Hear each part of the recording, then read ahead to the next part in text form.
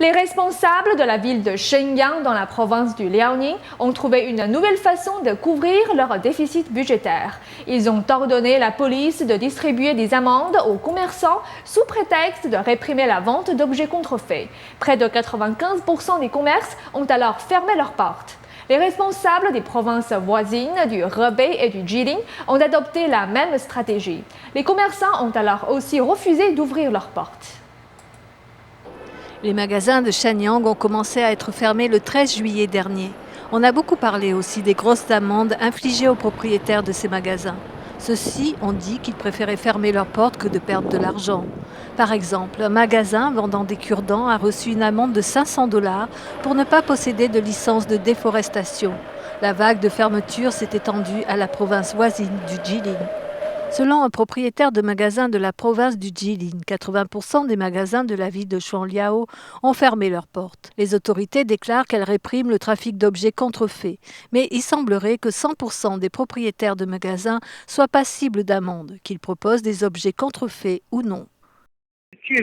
Nous ne connaissons pas les véritables circonstances. Les responsables du PCC disent qu'ils cherchent les produits qui ne correspondent pas aux normes, mais partout où ils vont, ils distribuent des amendes. Nous ne savons pas à combien s'élèvent les amendes. Depuis, tous les magasins ont fermé leurs portes. Les habitants de la région considèrent les agences d'application de la loi comme des bandits. Dès qu'ils entrent dans un magasin, ils donnent une amende aux gérants, qu'ils vendent ou non de la contrefaçon. L'amende s'élève de 3 000 à 100 000 yuan. Tout le monde est en panique. Plus personne n'ose ouvrir de commerce. Des journalistes de NTD ont appelé l'administration de l'industrie et du commerce de Shuangliao.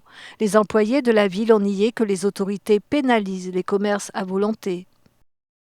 Nous n'avons effectué qu'un contrôle de sécurité alimentaire dans la région de Seping. Certains ont mal compris. Ceux seuls qui ne respectent pas la loi seront punis. Mais la panique s'est propagée comme une traînée de poudre. La peur de se voir extorqué par les responsables a touché les commerces de Wuhan dans la province de Hebei. Une série de magasins a été vidée après que les autorités ont lancé leur campagne de répression de la contrefaçon. Selon un habitant de Wuhan, un de ses amis qui vend des uniformes n'a pas osé ouvrir son magasin malgré l'ordre de l'administration.